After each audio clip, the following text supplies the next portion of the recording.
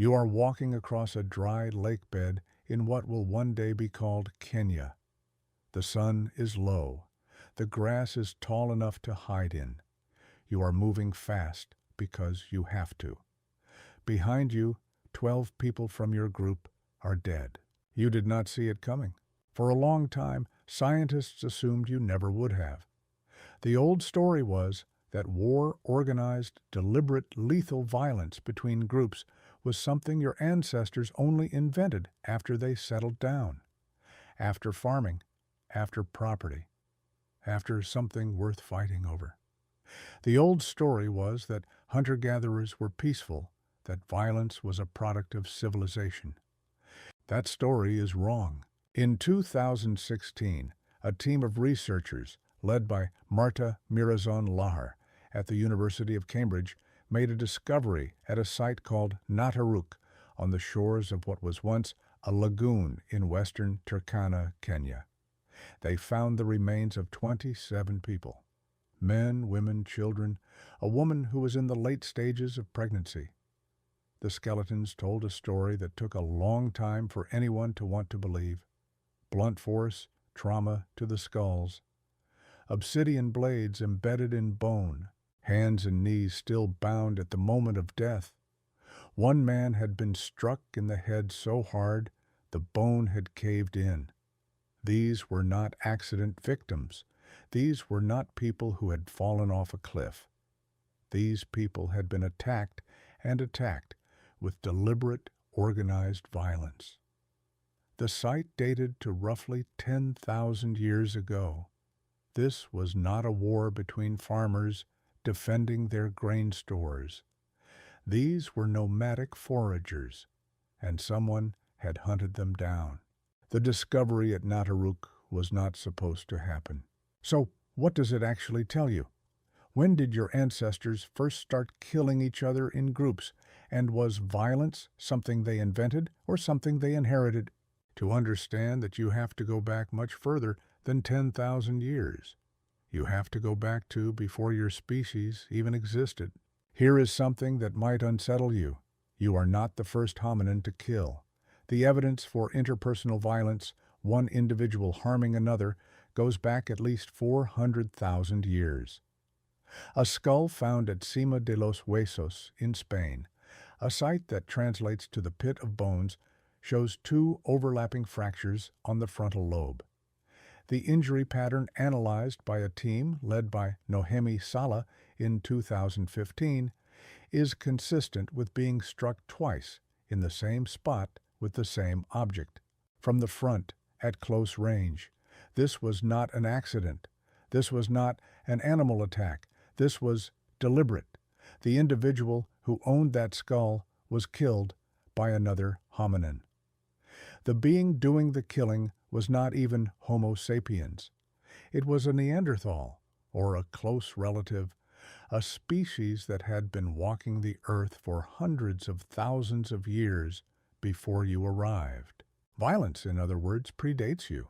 But killing one person in a moment of rage is not the same as organizing 10 or 20 or 50 people to march into someone else's territory with the intention of slaughtering everyone inside it.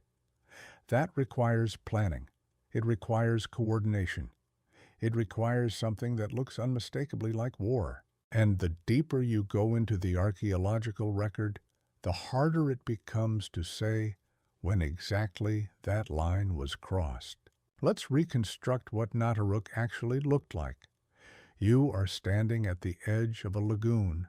The water is fresh. There are fish. There are birds. It is the kind of place that attracts people. Your group has stopped here, maybe 20 or 30 individuals, because the foraging is good and the water is close. Someone made a fire. Someone ground seeds. The pregnant woman sat down or was resting.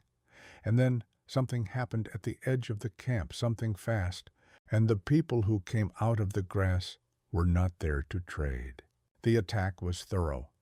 Marta Mirazon-Lahar's team noted that the pattern of injuries, the bound hands, the complete lack of burial, suggested this was not a spontaneous fight. that got out of hand. This was a raid, planned, executed, and left exactly as it fell, with no one returning to bury the dead, which suggests that whatever group survived either fled or no longer existed. This is the part that should stop you cold, because the question everyone asked after Nataruk was this unusual? Was this a singular catastrophe, a one-time event in an otherwise peaceful prehistory? Or was this a window into something that was already old? Archaeologist Lawrence Keeley spent years answering that question. His 1996 book, War Before Civilization, compiled skeletal evidence from prehistoric sites across multiple continents. The data was not comfortable reading. Trauma rates in pre-agricultural skeletal populations were in many cases higher than those found in populations during the 20th century, including populations that lived through both world wars. The violence was not random. It was patterned. It was repeated. And it was widespread enough that Keeley concluded the peaceful primitive was a myth, not an ancient reality, but a modern projection. Now, before you use that to conclude something simple, you need to sit with the complexity. Because at almost the same time, researchers like Douglas Fry were looking at the same record and coming to different conclusions. Fry, an anthropologist who has studied nomadic foragers, extensively argued that Nataruk was an outlier, that the overwhelming bulk of skeletal evidence from hunter-gatherers does not show this pattern, that most violence in forager societies was individual, a fight between two people over a mate, a revenge, killing a dispute, not organized, lethal, group against group warfare. Fry's analysis pointed to something important: raiding and warfare as sustained organized institutions seemed to appear not with Homo sapiens in general, but with a specific kind of Homo sapiens, the ones who had started to accumulate things, the ones who were no longer fully mobile, the ones who had something to defend. So, where does that leave you? The honest answer is somewhere in the middle of two true things. Your ancestors were capable of extraordinary violence long before they built cities. The neurological hardware for it, the threat detection, the in-group loyalty, the capacity to dehumanize and out-group was not invented by civilization. It was inherited. Primatologist Jane Goodall documented lethal raiding behavior in chimpanzees at Gombe in the 1970s, watching as one community of chimps systematically hunted and killed every male in a neighboring community over the course of 4 years. That is a behavior you share a common ancestor with. It did not appear in the fossil record because soft tissue does not fossilize, but it was there somewhere in the deep past waiting. And yet, the evidence also tells you something else, that for most of your species' existence, the vast majority of those 300,000 years, organized warfare was not a constant. It was a possibility, one that certain conditions activated and others suppressed. What were those conditions? Resource scarcity helps explain Nataruk. The climate 10,000 years ago in the Turkana Basin was shifting. The lagoon was shrinking. The people living there were competing for something finite.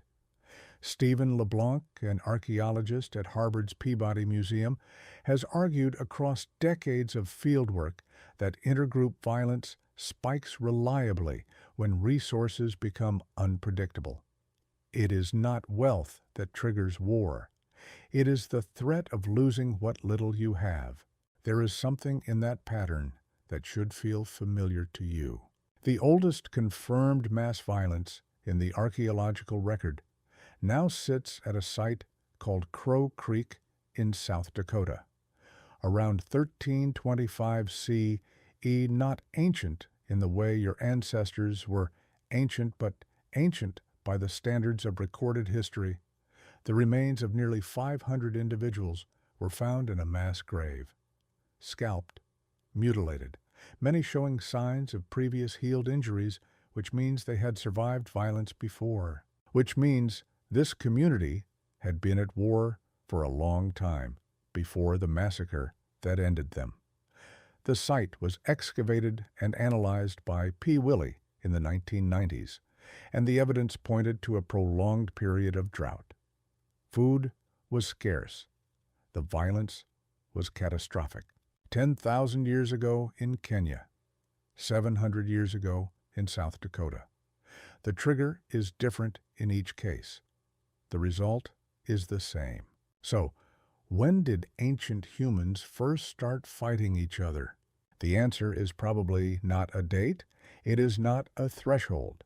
It is a threshold you crossed slowly in different places at different times, whenever the conditions were right, whenever a group felt cornered enough, threatened enough, hungry enough, or powerful enough to stop treating the people beyond the tree line as strangers and start treating them as enemies. The violence at Nataruk did not begin at Nataruk. It began somewhere in the evolutionary past you share with every other social primate on the planet. What changed, what keeps changing, is how often you choose to use it. You woke up this morning with the same brain your ancestors had 10,000 years ago on the shore of a shrinking lagoon.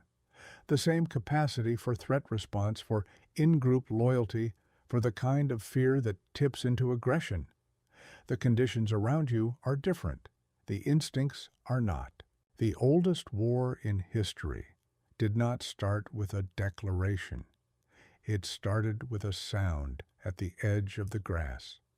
And the reason you are here reading this is that someone from your lineage ran.